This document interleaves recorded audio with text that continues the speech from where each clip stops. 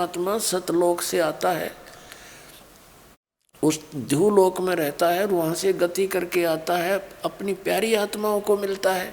कैसे मिलता है? जैसे आकाशीय बिजली किसी धातु को आधार बनाकर उसके ऊपर ही गिरती है, तो ऐसे वो परमात्मा उन अच्छी आत्माओं को मिलता है जिसमें उनका अट्रैक्शन होता है, जो दृढ़ भक्त होते हैं, जो परमात्मा ने जो कह दिया फाइनल, सारा संसार एक तरफ और वो महापुरुष एक तरफ। ऐसा ही हुआ आज तक, देख लेना। आदरणीय धर्मदास साहिब जी को मिले, आदरणीय मुल्कदास साहिब जी को मिले, आदरणीय नानक साहिब जी को मिले, और नानक साहिब जी को परमात्मा सतलोक में लेकर गए, फिर उनको वापस छोड़ा।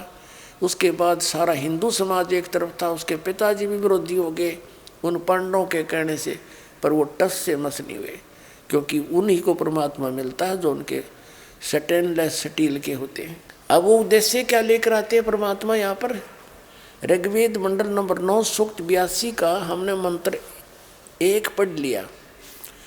अब दूसरे में स्पष्ट कर दिया है कि हे परमात्मन, उपदेश करने की इच्छा से आप, यानी तत्व ज्ञान प्रचार करने की इच्छा से आप महापुरुषों को प्राप्त होते हो। ओए होए। और आप अत्यंत गतिशील पदार्थ के समान, जैसे बिजली एकदम आ जाती है ऊपर वाली 1 सेकंड में, हमारे आध्यात्मिक यज्ञ को प्राप्त होते हो। जहाँ धर्म भंडारे होते हैं वहाँ परमात्मा की प्रेजेंस होती है। आप कबीर देव हैं, यहाँ इन्होंने फिर सर्वज्ञ लिख दिया। यदि इसको हम कवि ही कहें तो कवि कोई भी सर्वज्ञ नहीं होता। यदि इस वेद में किसी कवि की महिमा होती तो कवि का अर्थ काव्यकार लिख देते तो भी ठीक था। परमात्मा की महिमा चल रही है, यहाँ लिखना था वो कबीर देव। ये देखो, ये मूल पाठ देखिए, ये है कबीर वेदस्य, यूं रे लगा ऊपर आधा, इन्होंने इसको यहाँ अपसर्ग लगा दिया जैसे यजुर्वेद में। तो यहाँ लिखना था कबीर देव हैं आप, कबीर देव हैं आप, कबीर साहब हैं। हम कबीर बोल रहे हैं, हम वेदों को वेद बोलते हैं। आप कबीर देव हैं, शुद्ध स्वरूप हैं, हमारे पापों को दूर करके हे सोम यानी हे अमर परमात्मा आप हमको सुख दे। अब देखिएगा, ऋग्वेद मंडल नंबर 9 सूक्त 82 का मंत्र 3।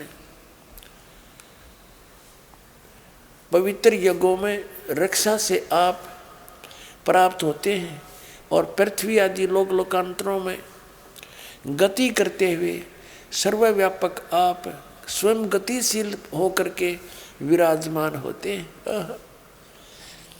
आप स्वयं गतिशील होकर के, यानी वहाँ से चलकर नीचे आते हो, इसका ये अर्थ है। अपने आत्माओं, ये वेद जो हैं, इन वेदों की कितनी महिमा हम सुनते आए हैं और कितने सिरोधार्य हैं ये पूरे हिंदू समाज के लिए। वैसे तो विश्व के लिए हैं ये सबके, लेकिन अब ये हिंदुओं के नाम कर रखे हैं तो हम हिंदुओं के मान लें।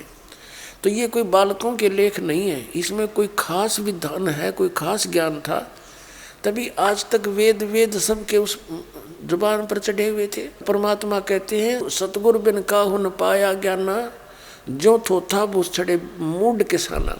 गुरु बिन वेद पढ़े जो प्राणी, और समझे निसार रहे अज्ञानी। तो जितने भी ऋषि महर्षि थे और ये आचार्य और शंकराचार्य थे, इनको कख भी नहीं पता था इस वेदों में क्या वर्णन है। अटपट मारा करते, इनसे हटकर ज्ञान दिया करते थे। जैसे पुराणों में लिखा है कि ब्रह्मा विष्णु महेश नासवान है, इनकी जन्म मृत्यु होती है। और हमारे धर्मगुरु हमें क्या सुनाया करते थे, ये अजरो अमर हैं, सर्वेश्वर हैं, इनके कोई माता पिता नहीं। तो खाक ज्ञान था इन आचार्य और शंकराचार्य, इन हमारे धर्मगुरु ब्राह्मणों ने क्या पढ़ा इन्होंने पुराणों और वेदों को। तो पुण्यात्मा ने बैठा बैठा लिया अपना भी, और हम भी डबो दिए। हमारे दादे परदादे सारे भूत बनवा दिए, और फिर उनके श्राद्ध निकलवाएंगे, श्राद्ध निकालो उनके। है तेरा गजब हुई। अब दया करी दाता ने स्वयं आकर वो ज्ञान दे करके वो प्रमाण देंगे कि परमात्मा कैसा होता है, क्या लीला करता है। अब वेदों में लिखा है कि वो परमात्मा पूरी सृष्टि को संभालने के लिए 3 स्थिति में रहता है। एक में तो वो वहाँ सतलोक में रहता है, तेजों में शरीर बनाकर वहाँ बैठ जाता सिंहासन के ऊपर, जैसे राजा बैठा होता है बहुत बड़े गुम्बद में महल के अंदर। और दूसरी लीला करता है वो प्रत्येक युग में, उसके प्रारंभ में तकरीबन। वहाँ से चलकर आते हैं एक कमल के फूल पर, सरोवर के अंदर, नगर से बाहर वन में एक शिशु रूप धारण करके प्रकट हो जाते हैं। वहाँ से उनको निसंतान वो व्यक्ति उठा ले जाते हैं। और फिर वो क्या लीला करते हैं परमात्मा, इसमें आए थे कलयुग में सन 1398 में, ज्येष्ठ सुदी पूर्णमासी को वो परमात्मा सतलोक से चलकर आए संवत 1455 सन 1398 में, और कमल के फूल पर लहर तारा तालाब में काशी में प्रकट हुए।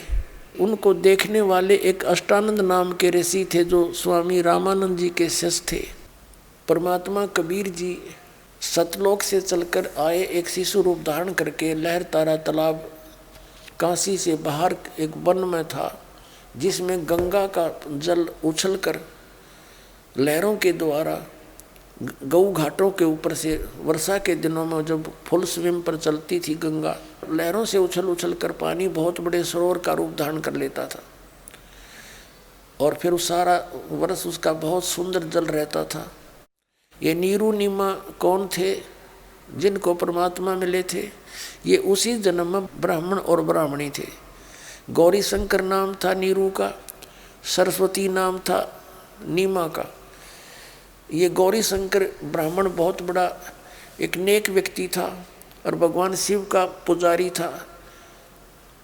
भगवान शिव की शिव पुराण से कथा सुनाया करता था, जैसी उसने समझ थी, बगैर किसी लोभ लालच के सुनाता था। जो दक्षिणा आ जाती थी उससे अपना रोजी रोटी चलाता था, और उससे पैसा बच जाता था उसको धर्म में लगा देता था, संग्रह नहीं करता था। इस बात से उसके बहुत प्रभाव बन गया और अधिकतर श्रद्धालु उस गौरी शंकर के साथ रहने लगे। तो अन्य जो ब्राह्मण थे जो मिसगाइड करते थे दुनिया को, उनकी रोजी रोटी कुछ कम होगी तो वो ईर्ष्या किया करते थे उस गौरी शंकर से।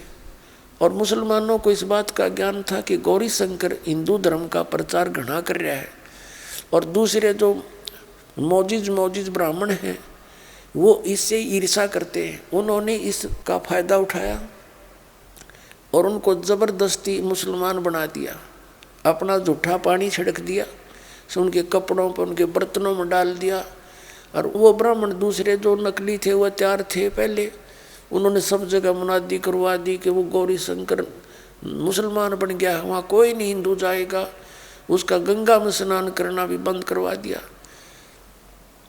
अब मुसलमानों ने उनका नाम बदल दिया, गौरी शंकर का नाम रख दिया नूर अली, सरस्वती का नाम रख दिया नियामत। अपभ्रंश करके उनको नीरू और नीमा कहने लगे। अब उनको रोजी रोटी की समस्या आ गई, जीविका कैसे चलाएं? तो उन्होंने एक सिंपल सा तरीका अपनाया कि 4 लकड़ के लठगाड़ के डंडे, उसमें एक कपड़ा बुनने का काम शुरू कर दिया, जिसमें ना कोई मशीन लेनी ना कुछ और, अपना सिंपल सा काम वो शुरू कर दिया, जिस कारण से वो जुल्हा कहलाने लगे। उनका कोई संतान नहीं थी। अब गंगा के घाट पर स्नान करना बंद कर दिया, प्रतिदिन स्नान करते ही थे वो, तो लहर तारा तालाब में स्नान करने के लिए डेली जाया करते, सुबह सुबह वक्त से उठकर।